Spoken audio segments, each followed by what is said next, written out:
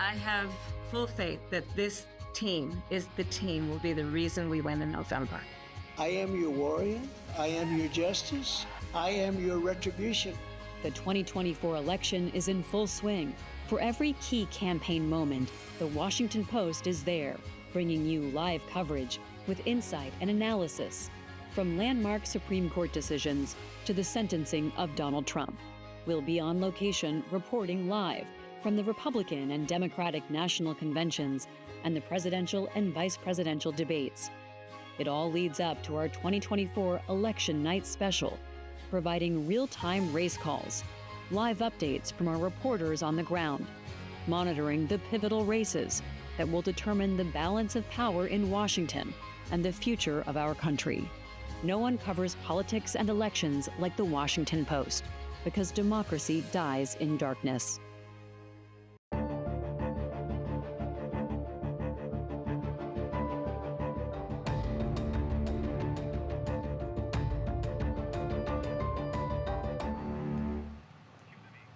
President Joe Biden will address the nation tonight for the first time since sharing the shocking news that he won't run for re-election.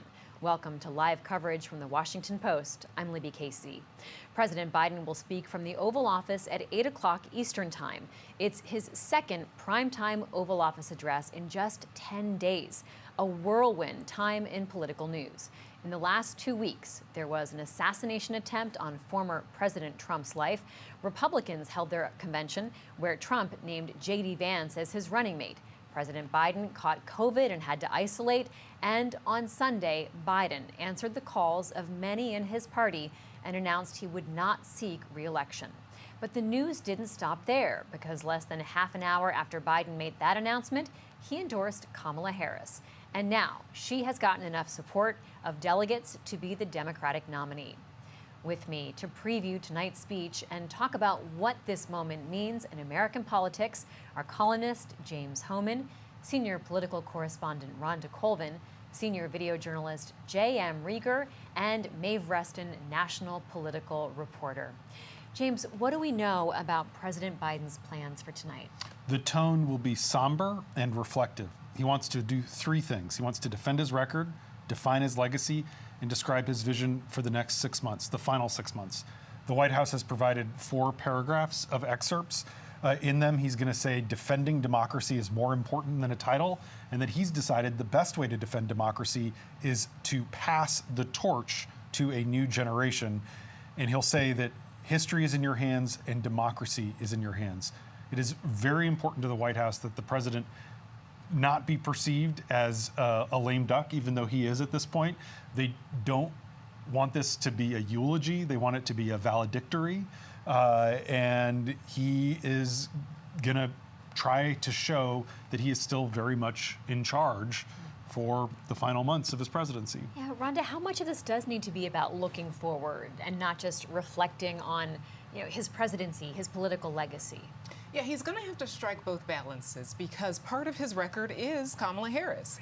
He chose her. He has said that the reason he chose her is he wanted someone ready on day one, someone ready to take the top job if needed. He's said that in recent days.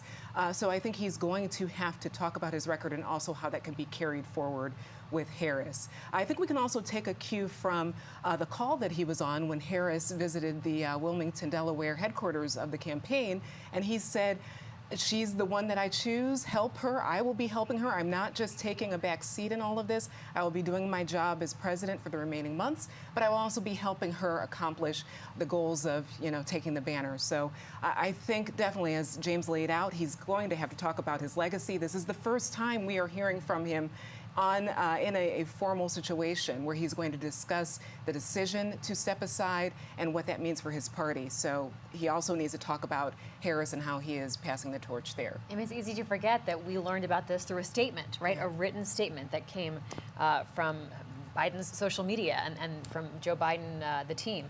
JM, how much is this moment about reflection? Because this is such a significant moment in his legacy. Yeah, I mean, we've heard Democrats now over the last few days talk about Joe Biden, talk about how they're already defining his legacy. And Biden, a week plus ago, said that this is not about his legacy, but it is. We are in a historic moment in time. Biden is the first incumbent to drop out in a presidential election year since LBJ did in 1968. But unlike 1968, we're just over 100 days from Election Day. That is far closer than we were when LBJ dropped out in March of 1968, and the same as when Harry Truman dropped out in March of 1952. In both of those cases, primaries were already starting to get underway, but most of the Democratic primary process still played out. And we're in a situation now where the Democratic primary process already is played out. So this is a very unique moment in time, and I think Biden recognizes that, and I would expect that we will hear some of talk about his accomplishments in this kind of arc of the historical nature of tonight. You know, this is not the first time this has happened, right? So let's revisit history a little bit and think about what it was like when Lyndon B. Johnson made the announcement that he was going to decide not to run for re-election. This is 1968, it's March, it's in the midst of this speech about Vietnam. It's 40 minutes in. Let's watch what he said next. I shall not seek, and I will not accept the nomination of my party for another term as your president. A historic moment, James. How similar or different is this one? That one came as a big surprise. And David Broder, who is a famous Post columnist of the time, was at home watching on TV and all of a sudden realized, at 9 o'clock you needed to rush into the office because you couldn't file your stories from a laptop back then. I think it caught people off guard. Johnson had actually written a page that he thought about delivering in his State of the Union where he was going to announce he wasn't seeking re-election, and then he decided while he was standing on the stage not to deliver it. But he kept it secret from all but his closest advisors. And ultimately, one of the reasons Biden didn't want to draw out, he was a young man, he was already about to run for political office, is Democrats lost the election that fall. There was a nasty convention in Chicago. Hubert Humphrey became the nominee, who was Johnson's vice president, and Democrats didn't unite behind him. So I think that experience of LBJ has weighed on Biden, but if anything, with the last 72 hours, we've seen that 2024 is very different than 1968. It's so true. Well, we do expect for the president to come out in just a little over 20 minutes, since this is a primetime Oval Office address. It should run like clockwork, which we joke about Biden time. Every politician has their own style and time frame, but this should run on time, and we'll hear what he has to say. Let's bring in Maeve Reston on this. Maeve, you've been following Vice President Harris on what is now like the Harris Trail, right? I mean, you were the pool reporter for her speech at a rally in Milwaukee just yesterday. What was it like? How was it different in this moment? Does she feel like she's been passed the torch? Yeah, I think, it's so interesting to watch, having been out on the trail and sort of experiencing the despair of Democrats. In recent months, they felt increasingly, regular voters did, that they were going to lose, and that, that Biden was too old to be running this kind of a campaign this close, falling behind, and just going out there in Milwaukee and seeing like the absolute euphoria around her bid now. I mean, the gym was completely packed. It was so hot in there. The bleachers were completely full. The floor was full in front of her of people. And she came out and just like the energy and electricity that you could feel in the crowd was so different than anything else in this campaign on the Democratic side thus far. And that, is really interesting to see. But there also are, to what you all were talking about a little bit ago, there's still a lot of questions, I think, that President Biden has to answer tonight. His staff has not been transparent about all of the things that went into this decision at the White House briefing today. They didn't really answer in any real way, the timeline of his decision. They keep claiming that this all was decided, Saturday and then into Sunday morning. And so I think he has a very difficult task tonight in the sense that he has to reassure people that he can still do the job for the remainder of this term. The White House keeps saying that he's not, stepping aside because of anything that has to do with his health. But the reality is that is why the American people were losing confidence in him. And so I think it'll be really interesting to see how he strikes that balance tonight, passing the torch to Harris, but also reassuring people that he can do the job every day. With us now, Dan Baltz, chief correspondent covering national politics, the presidency, and Congress. Dan, what questions do you think the president needs to answer, either tonight or in the coming days? Well, I think Maeve put her finger on one, and I doubt that we're going to get much of an answer tonight about that, which is just what went through his mind. What was that decision-making process? Because he had resisted so strongly and vigorously all of the calls prior to Sunday for him to step aside. So, but I don't expect him to do that tonight. I think a couple of questions are, what are the real goals he has for the rest of his presidency? You know, we go back to 1968 and Lyndon Johnson, and one of the things he talked about as a result of that was to focus on trying to bring peace talks to fruition or to get them moving in Vietnam. Now, you know, events overtook that, and it didn't happen. But he had some specific goals, and the question is there something like that the president will want to talk about? I would guess that it would have to do with Israel and Gaza and the release of hostages and some kind of ceasefire that brings those hostages home. That is an overriding goal that he's had for some time, and I would expect that we would hear more about that. I think another question that probably does need to be answered is what is left on the domestic agenda that he would like to try to do. There's no way he's going to be able to do anything legislatively. So what is he going to try to do to kind of, you know, enhance what he's already done, move those things forward? And is there any way that he can protect those in the event that former President Trump becomes the next president? So I think those are a number of the things. But I think everybody's right. This is in part to try to remind people of what he has done. Interestingly, he has been trying to do that for a good long time. It has not taken on the American people. Maybe it will now. Maybe now that he is not an active candidate, people will begin to think about that and about his 3.5+ years in office differently than they have up to now. Let's talk about voters in key states, Dan, who've been really unsure about how they might vote, or they felt lukewarm about this, especially the group of people that the Washington Post is calling the deciders, those who could really determine the outcome of the election. What are you hearing from these voters about their reaction to this shakeup? We have a very interesting project that's going, which we call the Deciders Project, and it's a group of voters, and it's a substantial number of voters in the battleground states who either are not completely firmly committed to one candidate or another, or because of their age or their voting history, are not necessarily reliable voters. We can't tell for certain that they're going to turn out, even though they indicate that they might. Our polling unit, Scott Clement and Emily Guskin, conducted what we called a flash poll, which was to reach out to this group of voters that we had identified previously to get their reactions. And 152 responded overnight, Sunday night into Monday morning. And what we found was quite mixed reactions to the decision by the president to step aside and endorse Kamala Harris. The views on Harris, as you might expect, were quite polarized.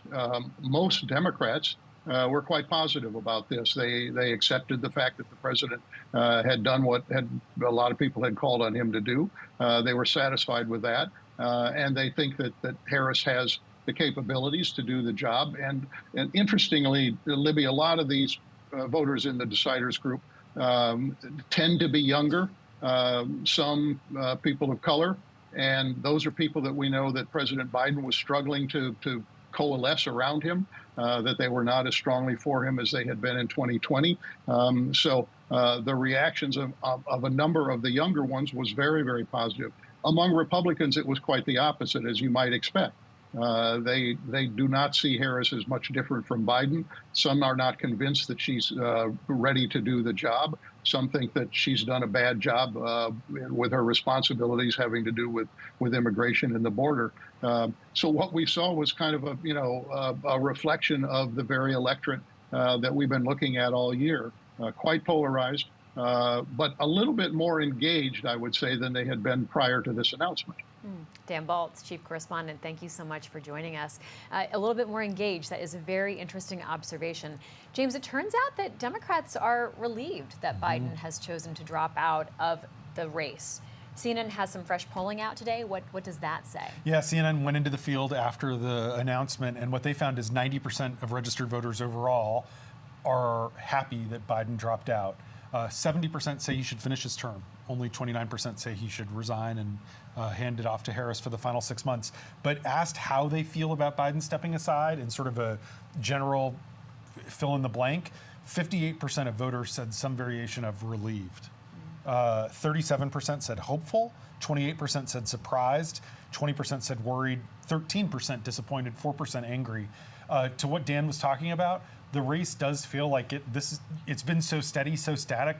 This has shaken it up. This has caused people to reevaluate their thinking.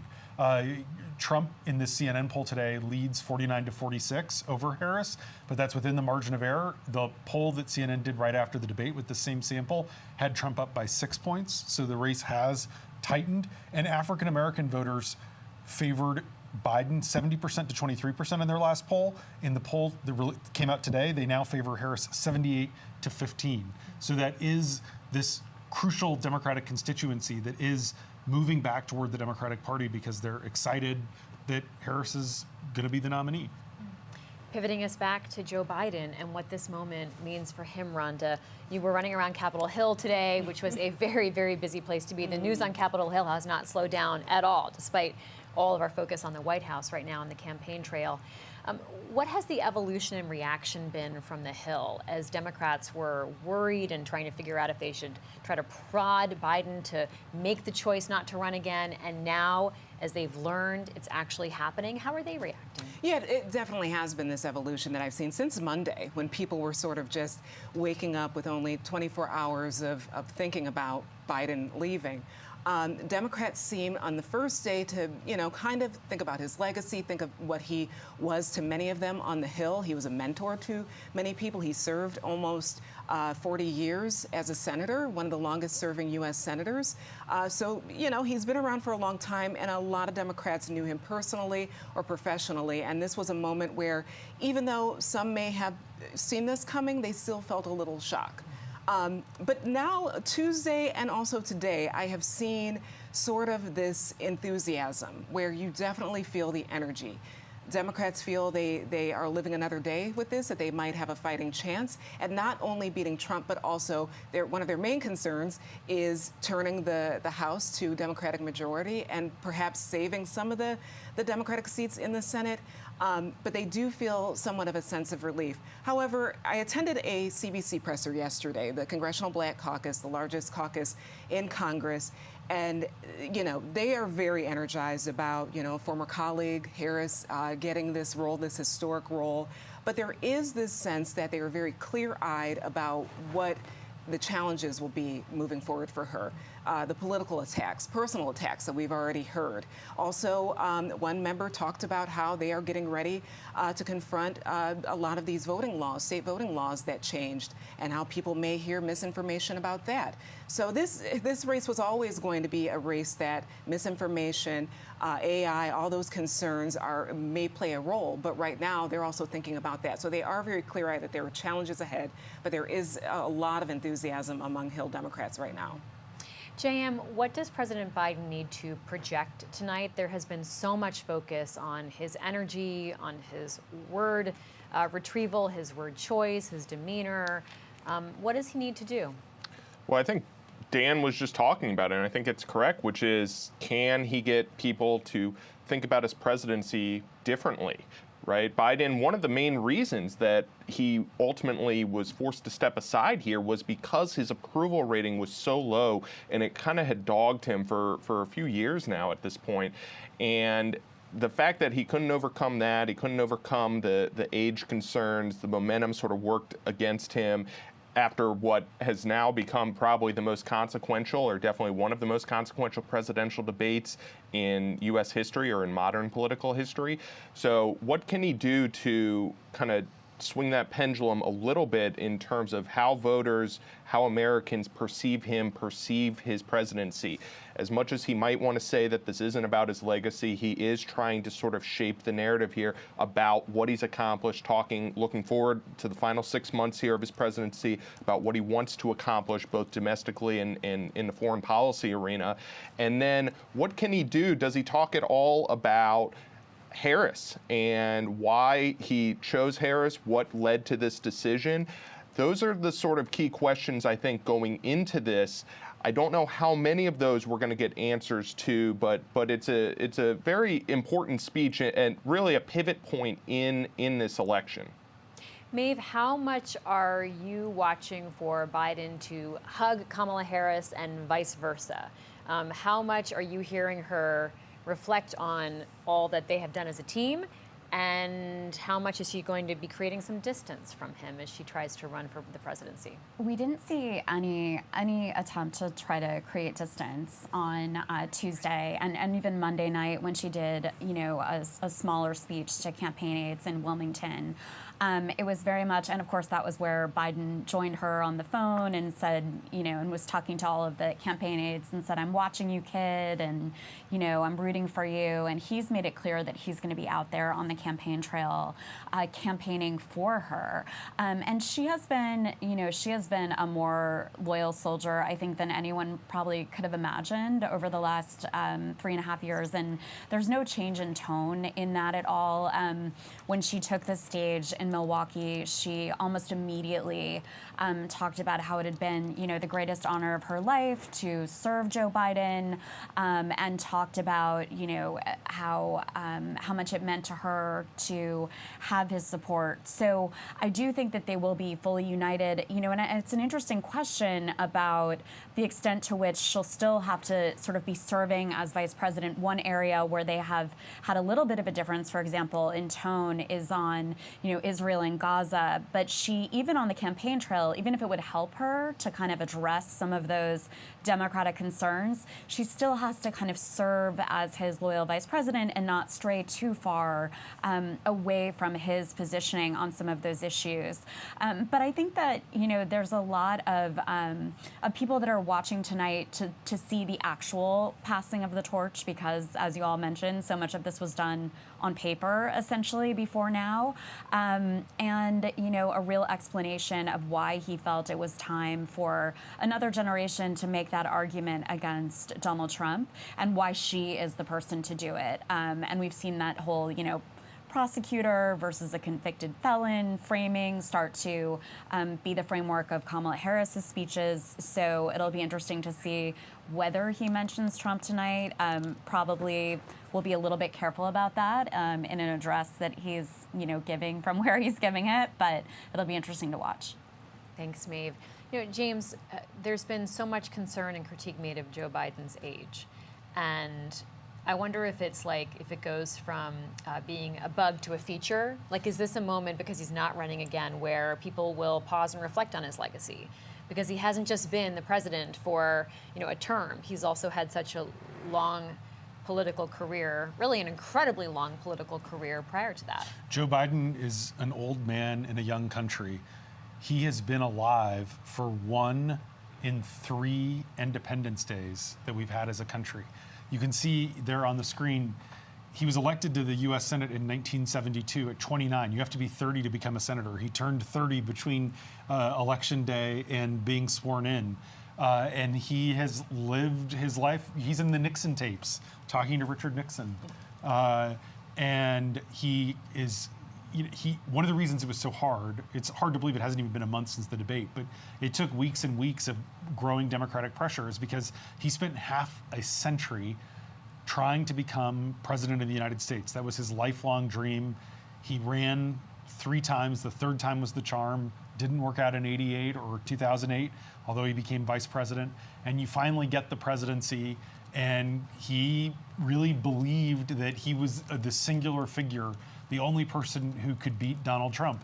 But one of the things that brought him around is not just was the money drying up for this campaign, and his finance team was saying small dollar, big dollar donors. He also believed because donors were threatening this, that he would not be able to raise any money for his presidential library. He wants it to be in Delaware. I think tonight we're going to hear sort of a first draft of what he'd like the exhibits to look like at that presidential library. And ultimately, Biden came to believe that if he stuck in the race and lost, and he was presented polling over the weekend that his campaign conducted that showed him losing in New Mexico and Virginia, which would mean an electoral college blowout, then he would be remembered negatively, and he wouldn't be able to build a big museum to his more than 50 years in public service. Seeing some rolling images there of Biden's biography as well as his time in the presidency. James, where does he go from here after tonight? So there's a lot of tension Actually, right now. I just want to pause here. We're showing this again. Maybe you can just tell us what we're seeing. Yeah, I mean, this is his. That was his first wife, Nelia, who died in a terrible car crash right around Thanksgiving in 1972. That's his son, Beau, who died in 2015. There he is at Beau's funeral. The Biden story is so defined by tragedy. And for the last few weeks, Biden sort of had this mentality of, I've been counted out before and I've come back.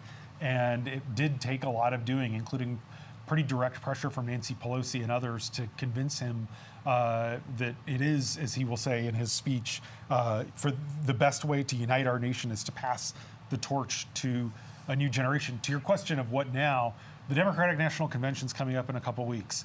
And Biden and his family and his true inner circle, they are nervous that Biden is going to be sort of sidelined at the convention, that he's going to be marginalized, that he's not going to be a main character.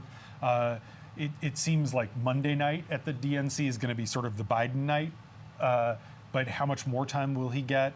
The Biden world, which is pretty small, really wants the convention to be sort of a celebration of Biden, but the Kamala Harris team wants the convention to be the coronation of Kamala Harris, the introduction of Harris to the country, and that is going to be part of the tension for the next 3 months, partly too because Biden is a lame duck, but anything he does, anything controversial, for example, could end up hurting his vice president, and he doesn't want to do that. So there's still going to be this tension that exists until at least November. So Maeve, let's go to you next then on this question of their relationship going forward and what you'll be watching. Well, I think that, they have been so close for so long, and, Kamala Harris has really just been in his shadow. But it'll be interesting to see, whether public perceptions of President Biden change a little bit now that he is saying that he's not going to be in office for another 4 years, and the extent to which he can help sort of reassure the public about her credentials. Obviously, we're hearing Republicans already say that, she's not qualified for the job, even though she was, Attorney General of California, a senator. She's served as vice president. She was, for a long time, a courtroom prosecutor. But there's a lot of misinformation out there, and I think it will fall to, to Joe Biden in part to talk about the way that he's seen her behind the scenes when she's taken a very, very much kind of a backstage role in a lot of, the things going on at the White House over the last couple of years. And it's possible that he can help her kind of deflect some of those attacks in the same way that she has been talking about his abilities to do the job when there were doubts about that. That is going to be like a constant recurring criticism or attack that she's going to face in the next couple of months, and we've already seen the Trump campaign, really drilling into that. And so it'll be interesting to see the way they can play off one another in the months to come on the trail. And while we're seeing, as you all mentioned, a lot of Black voters and younger voters of color really excited about Kamala Harris's candidacy, it's still an open question about those, those swing voters, white suburban women, also white men, and the extent to which they've kind of gone back and forth in the last couple of presidential cycles. Biden actually did very well with some of those college-educated women. Can he help to kind of build a bridge for Kamala Harris there? It'll just be so interesting to watch. JM, with just 1 minute to go here with you, Joe Biden still has 6 months left. What can a president do in that time if he's a lame duck president? Yeah, I mean, Congress is going to be very difficult, and as it usually is, the final few months before the election. But we know he's trying to negotiate this ceasefire agreement between Israel and Hamas in Gaza. We know he's trying to continue to bolster support on Ukraine, and he has touted over and over again his action on chips. So we'll see how much he talks about some of that, how much it's past looking, and how much it's future looking tonight. Rhonda, we expect the speech to start in just about a minute and a half. So let's review what is on the line for President Biden tonight and just how momentous this moment is. I think we all need to, sit still and listen, because it is someone who has had a career in politics for almost 40 years. And this has to be a defining moment for him, his family as well. The end came probably sooner than they had thought it would just a couple weeks ago. So I really think that we are covering history right now.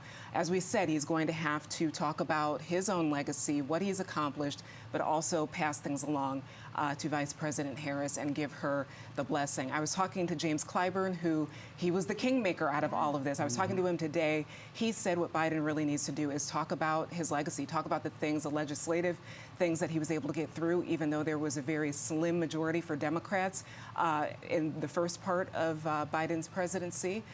He's going to have to talk about those things and establish to the American people who he is and where he wants to see this country go forward. All right. Well, Rhonda, James, JM, Maeve, and I will all be sitting here listening, and we encourage you to do the same with us. Stick with us, because our Washington Post team will be with you after President Biden speaks with analysis and a look at what's ahead.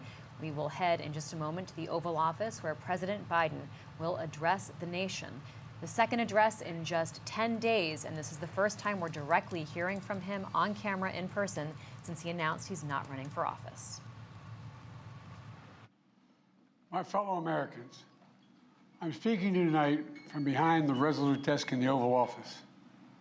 In this sacred space, I'm surrounded by portraits of extraordinary American presidents. Thomas Jefferson wrote the immortal words that guide this nation. George Washington, who showed us presidents are not kings. Abraham Lincoln, who implored us to reject malice. Franklin Roosevelt, who inspired us to reject fear.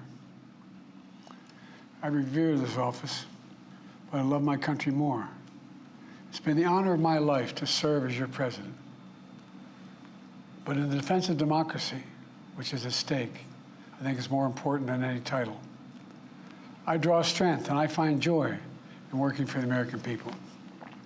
But this sacred task of perfecting our union is not about me. It's about you, your families, your futures. It's about we, the people. And we can never forget that. And I never have. I've made it clear that I believe America is at an inflection point.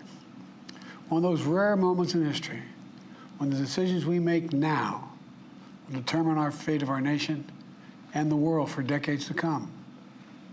America's going to have to choose between moving forward or backward, between hope and hate, between unity and division. We have to decide, do we still believe in honesty, decency, respect, freedom, justice, and democracy?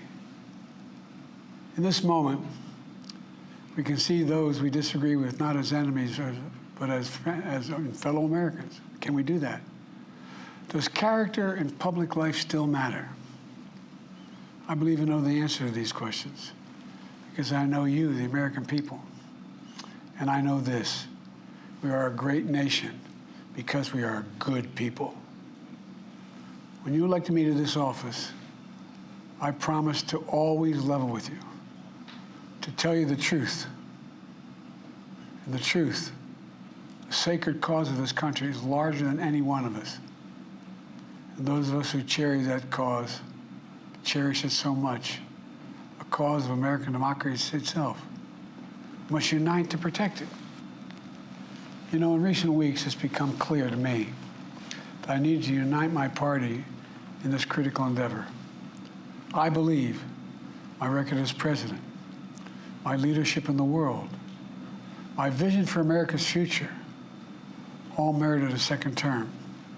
But nothing, nothing can come in the way of saving our democracy. That includes personal ambition. So I've decided the best way forward is to pass the torch to a new generation. That's the best way to unite our nation. You know, there is a time and a place for long years of experience in public life. But there's also a time and a place for new voices, fresh voices, yes, younger voices. And that time and place is now. Over the next 6 months, I'll be focused on doing my job as president. That means I'll continue to lower costs for hardworking families, grow our economy.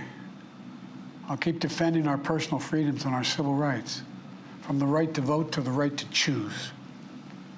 I'll keep calling out hate and extremism.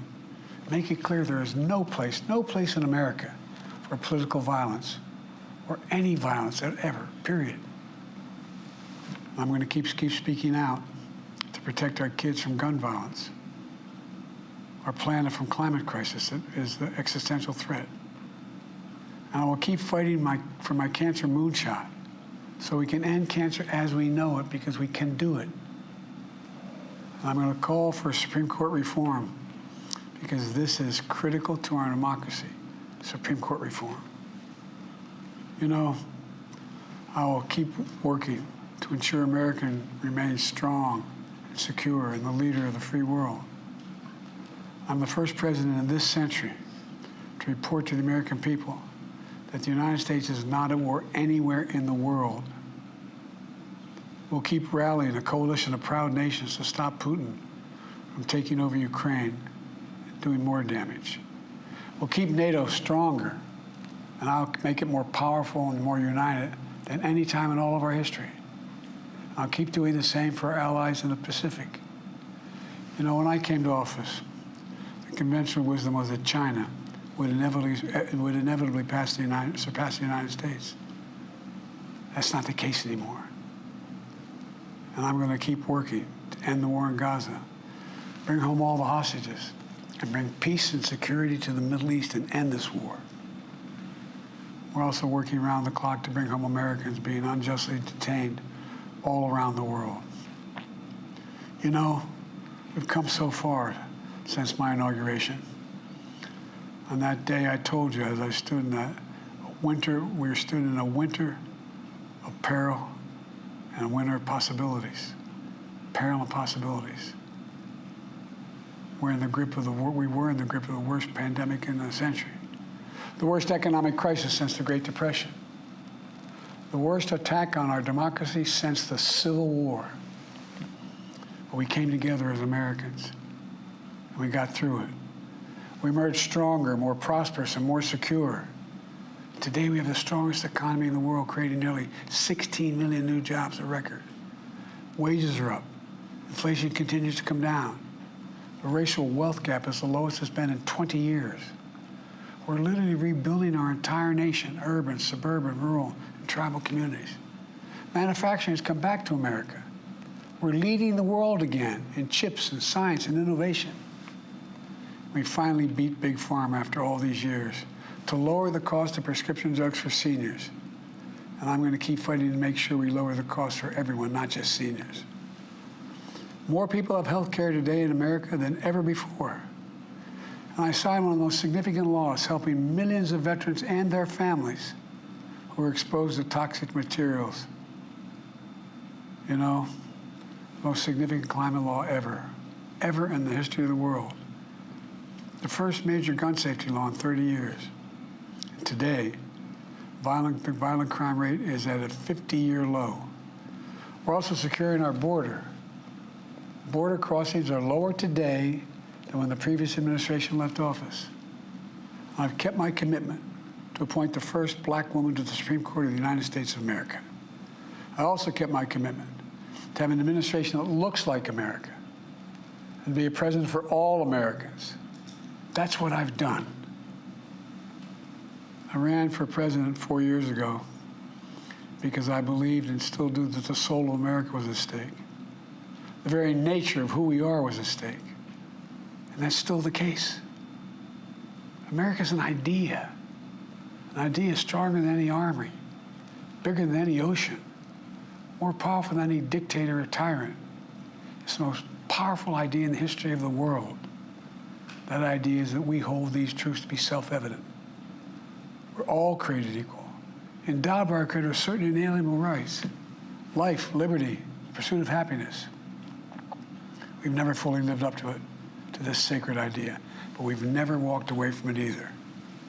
And I do not believe the American people will walk away from it now. In just a few months, the American people will choose the course of America's future. I made my choice.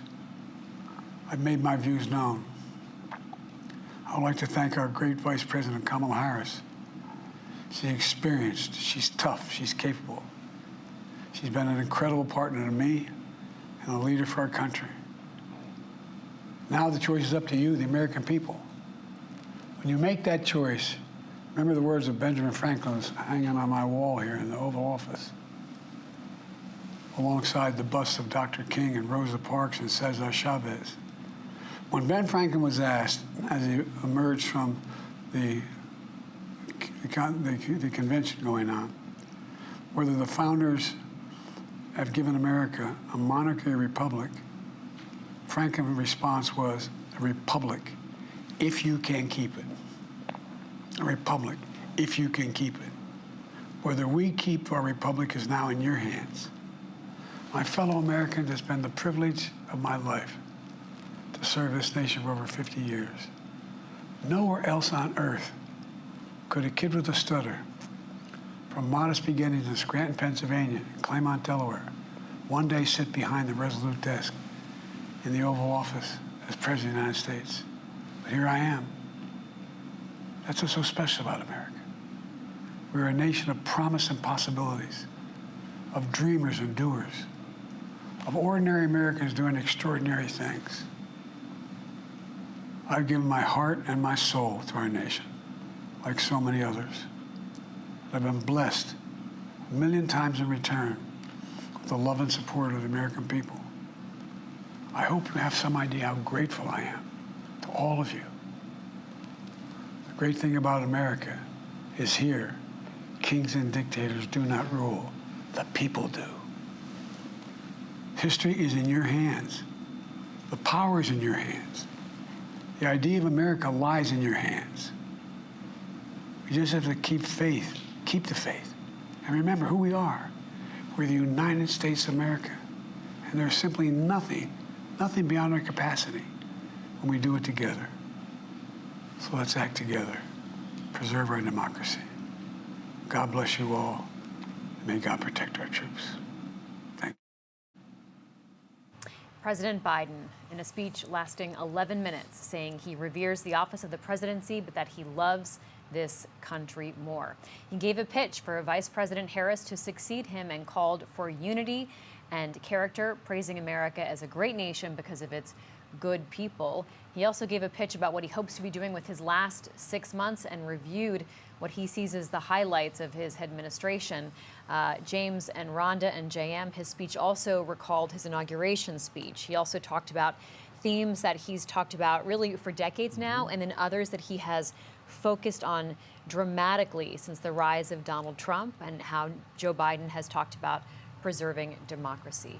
Other highlights, James? Yeah, I think he wanted us to understand, he wanted to convey that he is being selfless, that he is trying to be like Cincinnatus, like George Washington in this line of presidents who gave up power for the greater good, that this is bigger than himself. Obviously, it took a while for him to get there, but he is very much saying that he had his chance, and I thought one of the more memorable lines from that speech was, there's a time and a place for new, fresh, and yes, younger voices. And it was a valedictory.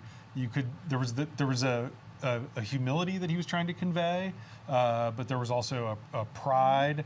And I do think he will get some kind of bounce in the polls. I think people have seen him as a political figure, as a partisan figure, and he did come across as a statesman.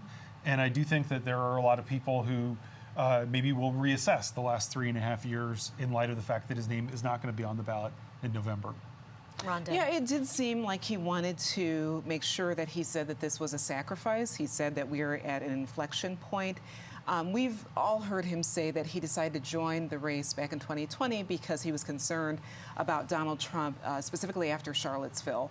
And according to Biden right now, he's dropping out of the race and handing this over to someone else who has a better chance at possibly beating the former President Trump. So he did try to strike a tone of, I'm doing this as a statesman, that there is sacrifice involved because nothing should stand in the way of democracy. That's something that he said.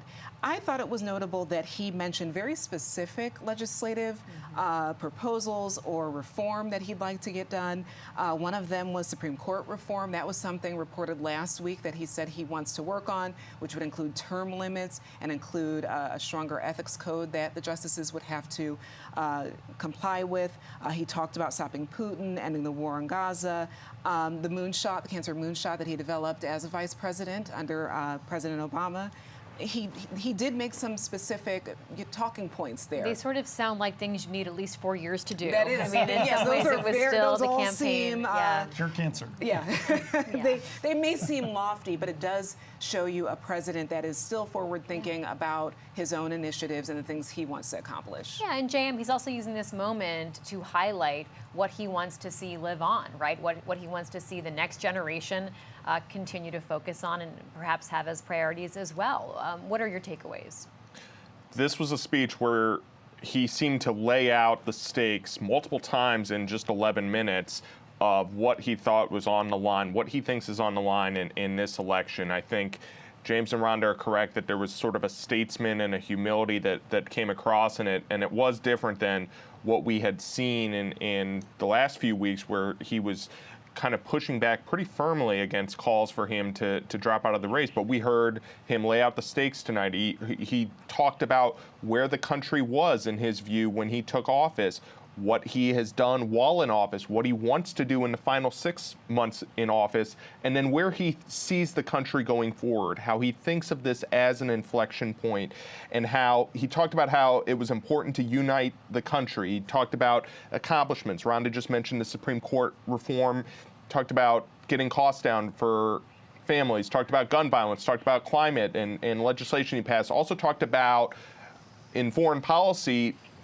We heard him talk about Ukraine, Gaza, China, 3 areas he's been extremely focused on. And Gaza could be a significant kind of final achievement of his if he is able to get that ceasefire agreement in place, kind of shepherd it through, if he's able to get the hostages that are still being held there released. The last thing I'll just note is that there were multiple points in the speech where he basically spoke directly to Americans watching and said, quote, the choice is up to you this election, quote, whether we keep our republic is now in your hands. He used that kind of you tone throughout the speech at multiple points to almost kind of get at the urgency that he sees of this moment. So I think he was trying to both set his legacy in place, but also, and what I'm sure he thinks of as a pivot point here, but also look forward and try to kind of shepherd in what he thinks as Harris as his successor here.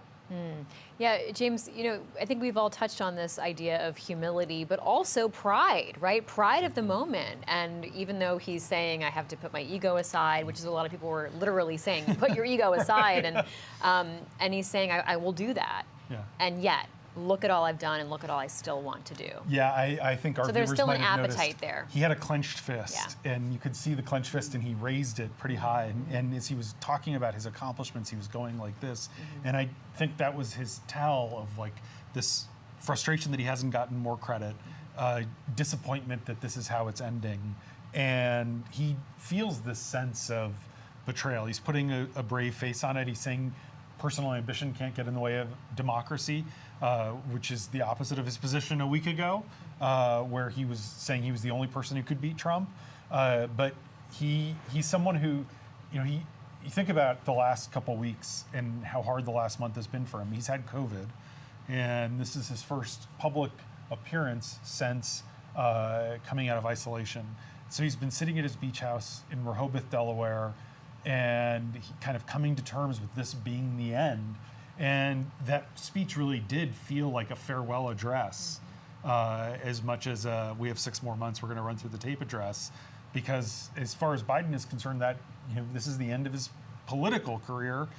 What's left is the presidential term and less partisan politics. Yeah, that's been really the Achilles heel for the Biden campaign as well as the Biden administration, that selling what they've done just hasn't been landing with a lot of American people. There was the infrastructure bill. That bill has been lauded by Republicans on the Hill who go back to their districts and discuss it with their constituents. However, that was something that people just weren't feeling because of inflation, because of higher prices. It also takes a while to build stuff. It does. I mean, part of this is like the literal infrastructure of the infrastructure bill. Yeah, that's so true. And a lot of those things that he put into place are things you might not feel right away, maybe years, maybe even decades down the line. So that's always been a struggle with the Biden administration, and been hard for the campaign to help people understand some of those things that he did that are kind of kitchen table issues or things that hit every American. I just wanted to note, I got an email from the DNC who said they are going to launch billboards across Wilmington and Scranton soon that will kind of list some of these legislative achievements to thank Biden for his service, and of course choosing Wilmington as his home base and Scranton because he spent so much time in Scranton and grew up there as well. But I don't think that to a point we made earlier about the DNC, I'm not sure they will abandon Biden so much because anything that comes across as successful to a lot of Democratic constituents is going to be something that could possibly help Harris too. So they can't quite tear Harris apart from Biden, especially because they are going to be, co-workers until November. So whatever his legacy, the positive things that people can feel from him, that's something that you could apply to Harris as well. JM, some of the items that President Biden was talking about are things that it's like he's trying to jump into the conversation or get ahead of some of the criticism that people are trying to lob at Vice President Harris, as well as his administration. I'm thinking about the border. He had some specific details about what he sees as his success on the border. Reflect on that for us. I think it's interesting, but not surprising necessarily, how much Harris has tied herself to Biden and to the Biden accomplishments, because what we've already started to see in some polling is, you strip out Biden as having done it, and the infrastructure is probably the best example, right? Voters like that. They like bridges being built, for example. And Biden talking about those things that we might see years down the road, as Rhonda was referencing, I think is correct. And he referenced kind of the historical moment. He started the top of the speech talking about different historical figures in time. I also thought it was notable that he seemed to, when Biden came into office, there was part of the pitch was, we need to unite as a country. We need to bring the temperature down, especially after the January 6th Capitol attack and all the false claims of a stolen election in 2020. We need to come together as a country. And in Biden's words, there's nothing us as Americans can't do. And he talked about that and made this reference to whether character still matters in public life. He sort of made a kind of humble call out at the end of his speech, talking about a kid with a stutter from Scranton, which kind of gets back to that origin story of his. But he is trying to sort of appeal to a more uniting tone, it felt like, at different parts of that speech, and how much that then can factor into the Harris campaign as she moves forward here. Her campaign put out a memo today where they said, quote, the race is more fluid now than it had been. So Biden, by dropping out here, Biden has freed up Harris to kind of be her own candidate, and we have felt the excitement from the Democratic base here. The question now is whether they can turn that momentum boost and whether this speech becomes part of that, whether this kind of unifying tone, the accomplishments that Biden talked about tonight, whether that can be factored in, tied into the Harris campaign as they try and ride this momentum into the convention and post-convention, which would make her a really formidable candidate come November. Jam, tell us more about the memo that you're referencing that came out from Jen O'Malley Dillon, who was just moments ago head of the Biden reelection effort and now is doing the Harris reelection effort. I mean, they've tried to keep a lot of consistency despite this massive change. What else were they pointing out? Yeah, they said, I just want to read a couple key quotes that stood out to me from this memo that they put out today. Talked about how Harris is, quote, in a strong position to win, quote, they see multiple pathways to 270. But the real big takeaway is they think the campaign folks now, Jen O'Malley Dillon put in this memo that they think that Harris can expand upon Biden's coalition in 2020, that coalition where he simultaneously won the most votes that a president has ever won in a popular vote, but simultaneously an election that was even closer than 2016 if you look at the 3 states in the Electoral College that he won by a little under 45,000 votes combined. So how much they can build that coalition together, expand upon it in the campaign's words, gives us a little bit of a vision into, a little bit of a window into how they're thinking about this final stretch. Once we get to Sunday, we're at 100 days until Election Day. And we mentioned off the top of the show how we are really in uncharted waters here. The fact that this sort of change is happening so late in the campaign cycle. When Truman dropped out in 52, when LBJ dropped out in 68, that was in March. The Democratic primary process was just getting underway, and they definitely had not gotten to a point where they had a presumptive nominee on the table. So Biden, I think, realizes that this was kind of a pivot point, or to use his words, an inflection point in this process. And that memo seemed to lay out how the Harris campaign wants to, as we're talking about torches and passing torches, pick up that torch and run with it. Biden talked about some things he'd like to do. One of them relates to Gaza. How realistic is it, James? Netanyahu is here in Washington. Rhonda, you were on Capitol Hill today as he addressed members of Congress. Really, it kind of landed with a bit of a thud in ways that we couldn't have predicted months ago, just because this has been so eclipsed by other news. What can Biden actually do on that front? The White House had a conference call in the last couple hours, a senior administration official telling reporters that a ceasefire deal is actually within reach, that they have made progress, that there are contours of a deal, that this will be a conversation that President Biden has tomorrow morning with Prime Minister Netanyahu at the White House. I think Biden doesn't want to overpromise and underdeliver. We talked before the speech about 1968, and one of the things Johnson said was, I'm not running so I can bring the war in Vietnam to an end.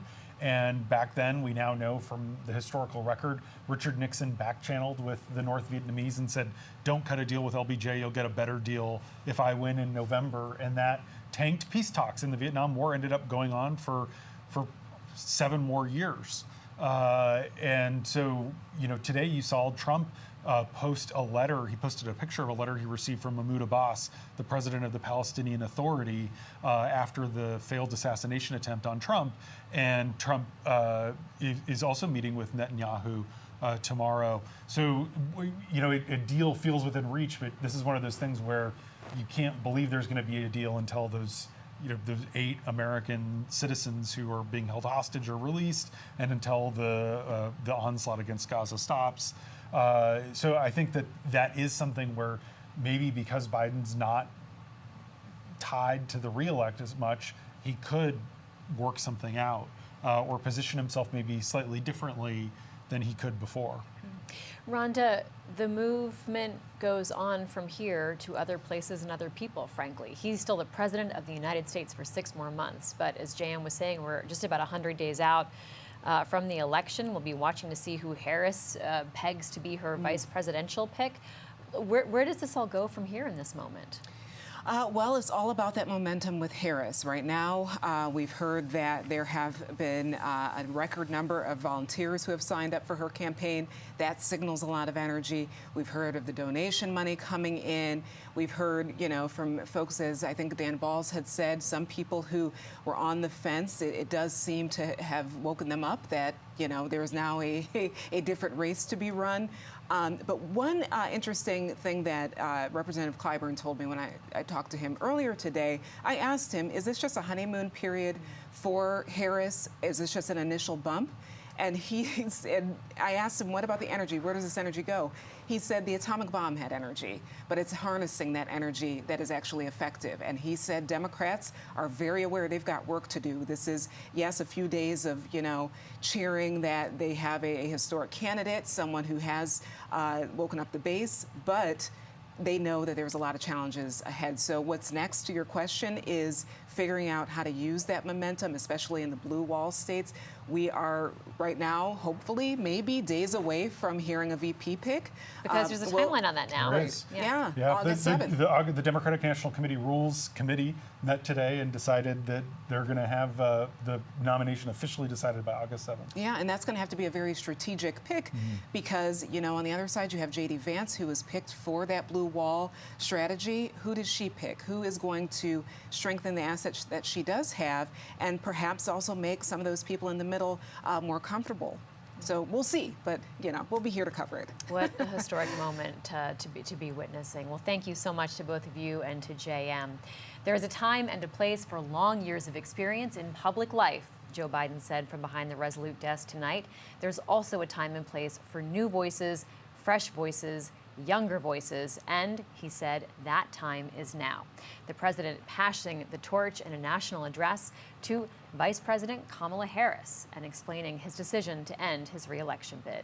Thank you for joining us for live coverage from the Washington Post. Follow all of our coverage of the Biden presidency as well as the 2024 election on the Washington Post website, on our app, and on social media.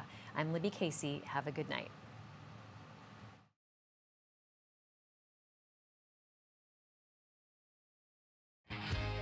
I have full faith that this team will be the reason we win in November. I am your warrior. I am your justice. I am your retribution. The 2024 election is in full swing. For every key campaign moment, the Washington Post is there, bringing you live coverage with insight and analysis. From landmark Supreme Court decisions to the sentencing of Donald Trump, we'll be on location reporting live from the Republican and Democratic national conventions and the presidential and vice presidential debates. It all leads up to our 2024 Election Night Special, providing real-time race calls, live updates from our reporters on the ground, monitoring the pivotal races that will determine the balance of power in Washington and the future of our country. No one covers politics and elections like the Washington Post, because democracy dies in darkness.